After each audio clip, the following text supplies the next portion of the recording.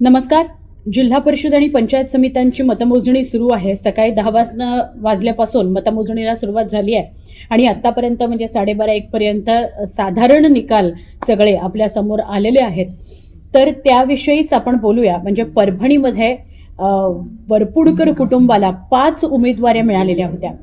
तर त्याविषयीचे अपडेट काय, सगळेच्या सगळे जिंकले का कुणीच जिंकलं नाही का सगळेच हरले, हे सगळं आपल्याला जाणून घ्यायचं या व्हिडिओमधनं. त्यामुळे हा व्हिडिओ शेवटपर्यंत नक्की बघा. तर वरपुडकर हे जे कुटुंब आहे हे परभणीतलं तसं प्रतिष्ठित नावाजलेलं कुटुंब आहे. सुरेश वरपुडकर स्वतः खूप काम केलेला नेता किंवा वजन असलेला नेता म्हणून सुरेश वरपुडकर यांची ओळख आहे. परभणीमध्ये सुरेश वरपुडकर हे आधी काँग्रेसमध्ये कार्यरत होते, नंतर ते भाजपमध्ये आले आणि भाजपमध्ये या महापालिकेमध्ये त्यांनी खूप चांगली कामगिरी केली. आणि यामुळेच की काय, भाजपनं त्यांच्या घरात 3 जणांना उमेदवारी दिली. म्हणजे भाजपनं एक प्रकारे घराणेशाहीला खतपाणीच घातली असो, पण भाजपनं तिघांना म्हणजे कुणाला उमेदवारी दिली तर मुलगा, सून आणि पुतण्या यांना उमेदवारी दिली. ही उमेदवारी कुठून दिली तर सिंगणापूर झेडपी सर्कल इथून मुलाला उमेदवारी दिली. त्याचं नाव समशेर वरपुडकर. दुसरं म्हणजे दैठणा झेडपी सर्कलमधून प्रेरणा वरपुडकर ही सून त्यांची, तिला उमेदवारी दिली. आणि लोहगाव झेडपी सर्कलमधून वरपुडकरांचा, सुरेश वरपुडकरांचा एक पुतणी आहे उत्कर्ष वरपुडकर, त्याला उमेदवारी दिली. भाजपनं घराणेशाहीला पाठिंबा देत या तिघांना उमेदवारी दिली. पण हे तिघही जिल्हा परिषदेच्या निवडणुकीमध्ये सपशेल अपयशी ठरलेले आहेत, पराभूत झालेले आहेत. सिंगणापूर झेडपी सर्कलमधून समशेर वरपुडकर हा जो सुरेश वरपुडकरांचा मुलगा आहे तो भाजपकडून उभा होता, त्याला उबाठाचे पांडुरंग खिल्लारे यांनी पराभूत केलेला आहे. म्हणजे ते खिल्लारे विजयी झालेले आहेत. तर दैठणा झेडपी सर्कलमधून त्यांची सून प्रेरणा वरपुडकर या उभ्या होत्या, भाजपच्या तिकिटावर त्या उभ्या होत्या. त्यांना काँग्रेसच्या ज्योत्स्ना घाडगे यांनी पराभूत केलेला आहे आणि घाडगे या स्वतः विजयी झालेल्या आहेत. तर लोहगाव झेडपी सर्कलमधून त्यांचा पुतण्या उत्कर्ष वरपुडकर हा सुद्धा पराभूत झालेला आहे.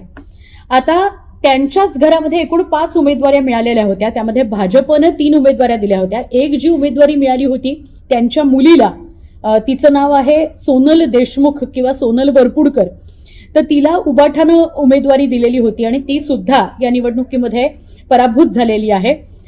ती झरी झेडपी सर्कल इथून उभी होती मुलगी, तिचं नाव सोनल देशमुख किंवा सोनल वरपुडकर, ती पराभूत झाली. आणि तिला पराभूत कुणी केलं तर झरीतून भाजपचे उमेदवार दिलीप देशमुख विजयी झालेले आहेत. त्यामुळे भाजपच्या उमेदवारानं इथं उबाठाच्या उमेदवाराला, वरपुडकरांच्या मुलीला पराभूत केलेलं आहे. हे झालं चौथं त्यांच्या घरातलं उमेदवारीचं प्रकरण. आता 5वा जो व्यक्ती आहे म्हणजे त्यांचा एक पुतण्या, म्हणजे मुलगी, मुलगा, सून आणि 2 पुतणे यांना उमेदवारी वरपुडकर कुटुंबामध्ये दिली गेली. तर त्यातला जो दुसरा पुतणी आहे तो पण लोहगाव झेडपी सर्कलमधूनच उभा होता. त्याचं नाव मात्र अजित अनिल वरपुडकर. हा जो अजित अनिल वरपुडकर आहे पुतण्या, तो काँग्रेसकडून निवडणुकीच्या मैदानात उतरलेला होता आणि त्याला विजय प्राप्त झालेला आहे, त्यानं विजय मिळवलेला आहे. म्हणजे त्याने थोडीशी सुरेश वरपुडकर यांची आब राखली आहे असं म्हटलं तर अतिशयोक्ती ठरणार नाही. खरं तर एकाच कुटुंबामध्ये ते स्वतः सुरेश वरपुडकर भाजपचे असताना 3 जागा भाजपच्या, मुलगी उबाठाकडनं लढते, एक पुतण्या काँग्रेसकडनं लढतो, अशी सगळी खिचडी त्यांच्या घरात बघायला मिळाली होती. त्यामुळे खूप वादंगही झालं परभणीमध्ये. इतर विरोधकांनी इतर जिल्ह्यांमधून सुद्धा खूप टीका केली की परभणीमध्ये वरपुडकर कुटुंबातलाच एवढी मेहरबानी का. सगळ्यात महत्त्वाचा जो रोल राहिला तो ग्रामस्थांचा, नागरिकांचा, की नागरिकांनी अशा प्रकारच्या घराणेशाहीला सुद्धा नाकारलं. त्यामुळे भाजपकडून उभ्या असलेल्या 3ही जागा पडल्या वरपुडकरांच्या घरातल्या. आणि त्याच्या व्यतिरिक्त ओव्हरऑलच वरपुडकर कुटुंबातल्या 5 जणांना उमेदवारी दिली. यामुळे सुद्धा कदाचित 5ही उमेदवारांना नाकारलेलं आहे. फक्त हा जो 5वा उमेदवार होता म्हणजे अजित अनिल वरपुडकर पुतण्या, 4 जणांना पराभूत केलेला आहे नागरिकांनी. पण 5वा जो पुतण्या काँग्रेसकडून उभा होता लोहगाव झेडपी सर्कलमधून, अजित अनिल वरपुडकर, साधारणपणे 3,500-4 हजार मतांनी ते आघाडीवर आहेत आणि विजयी झालेले आहेत. म्हणजे खूप चांगला फरक त्यांनी मेंटेन केला अजित अनिल वरपुडकर यांनी.